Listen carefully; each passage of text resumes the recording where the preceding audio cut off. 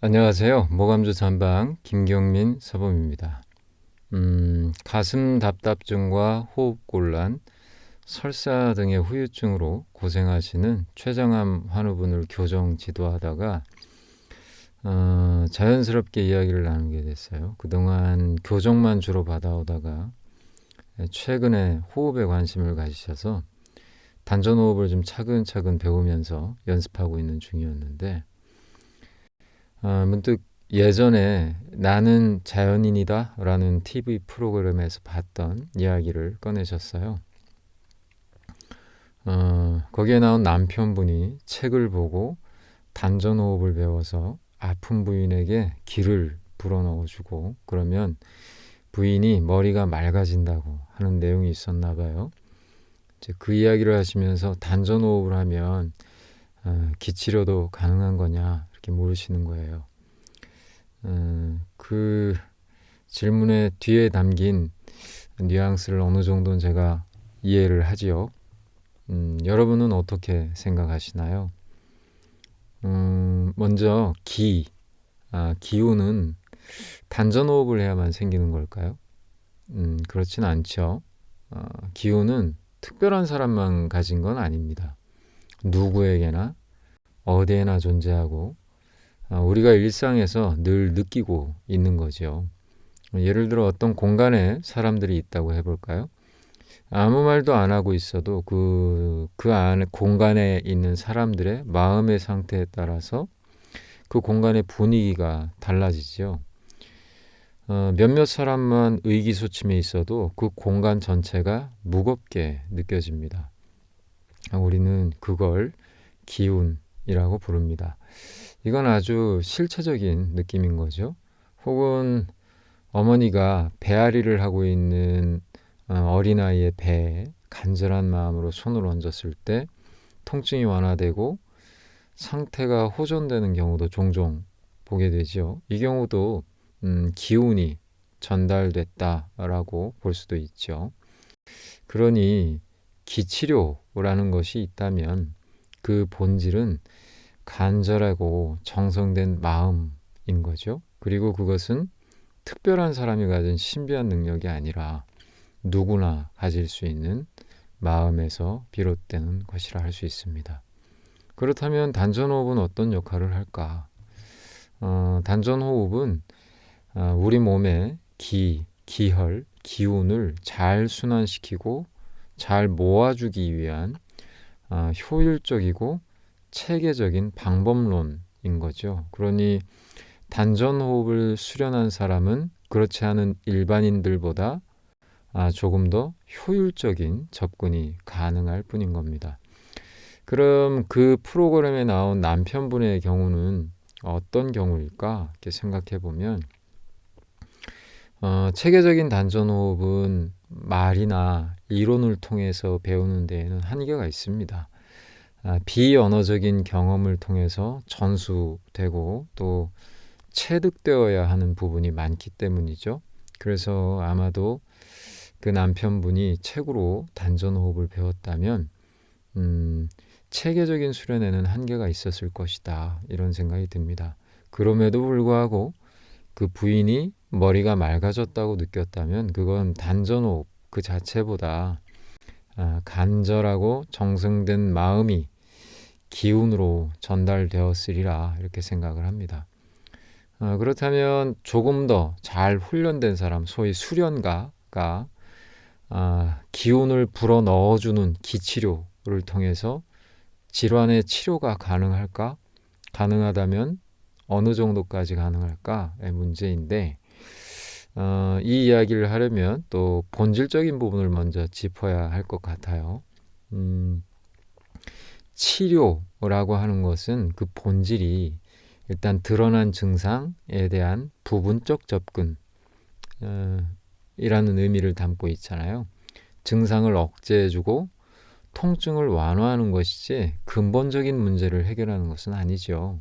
그러니 훈련이 잘 돼서 강력한 기운을 보유한 수련가가 있다고 할지라도 또 그 수련가가 치료를 한다고 할지라도 치료가 가진 본질적 한계를 넘지는 못합니다.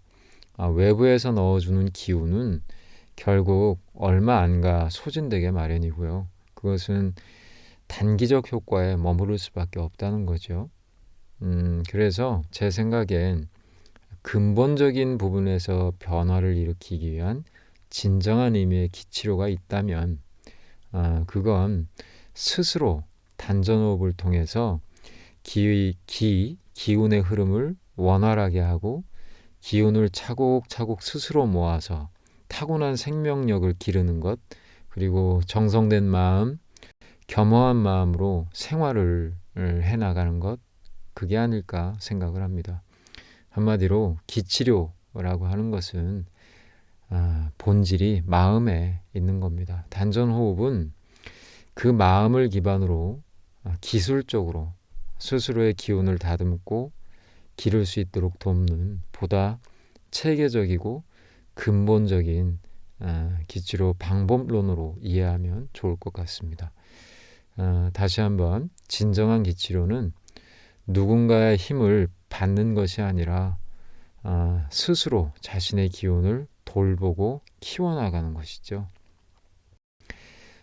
그러면 결국 저같이 훈련된 수련가가 해드릴 수 있는 것은 어느 정도까지일까 생각해 보면 질환자 스스로 잘 회복해 나가실 수 있도록 옆에서 돕는 역할, 거기까지인 겁니다. 스스로 길을 찾지 못할 때, 길을 찾지 못할 때 잘못된 길로 빠지지 않도록 안내해 드리는 것, 또 여러 가지 이유에 의해서 혼자 해결하기 벅찰 때 옆에서 조용히 거들어 드리는 것, 그것이 저 같은 수련가가 해야 될 역할이죠. 우리 환우분들 때로 숨이 잘 안 쉬어져서 가슴이 답답해 한다던가, 오랜 물리치료나 침을 맞거나 해도 호전되지 않는 부분이나, 혹은 진단은 나오지 않는데 병원에서 환자 스스로는 이런저런 알 수 없는 통증이 계속 지속될 때 기혈의 순환이 잘 되도록 유도해주고 증상이 좀 완화될 수 있도록 하는 것, 거기까지가 저희의 역할인 겁니다. 때로 이 과정에서 정규 의료를 통해 해결되지 않았던 부분이 해결되기도 하겠지요. 근데 이걸 마치 기치료는 치료의 근본적 한계를 넘어서 기적을 일으킬 수 있는 특별한 것, 신비스러운 것으로 포장하고 또 혹은 받아들이는 분이 그렇게 생각한다면 그건 또 안 좋은 분들에게 이용당하거나 잘못된 길로 빠져서 시간 낭비를 할 수 있게 되겠죠. 그러니 이런 부분들을 좀 경계하셔야 될 겁니다. 만약에 여러분들이 병원에서 치료되지 않던 것들이 소위 기치료, 기진교정에 의해서 좋아진 부분이 있다면 그걸 서양 의료 체계가나 혹은 한방 의료 체계가 가진 장점들이 있잖아요. 각자의. 그것과 마찬가지로 단전호흡, 양생법이 가진 나름의 장점이 마침 그 증상에 잘 작용된 것으로 받아들이는 것이 합리적이지, 서로 비교 우위를 논하는 것은 좀 피해야 되지 않겠느냐, 이렇게 생각이 듭니다. 그래서 사범님, 기치료할 줄 아세요? 라고 물으시는 분들이 가끔 계세요. 그래서 제 대답은 옆에서 거들어 드리고 도움을 드리는 방향이라면 네 이고요. 기적을 일으킬 수 있나요? 라는 의미라면 아니요 입니다. 이야기가 나왔으니 우리 함께 수련하시는 분들 교정에만 기대지 마시고 반드시 스스로 수련을 하셔야 한다는 거 이참에 다시 한번 강조드립니다. 단전호흡은 누구나 할 수 있는 가장 근본적인 기치료이고 또 그 효용은 일반 의료나 운동이 채울 수 없는 많은 부분을 채워주기도 합니다.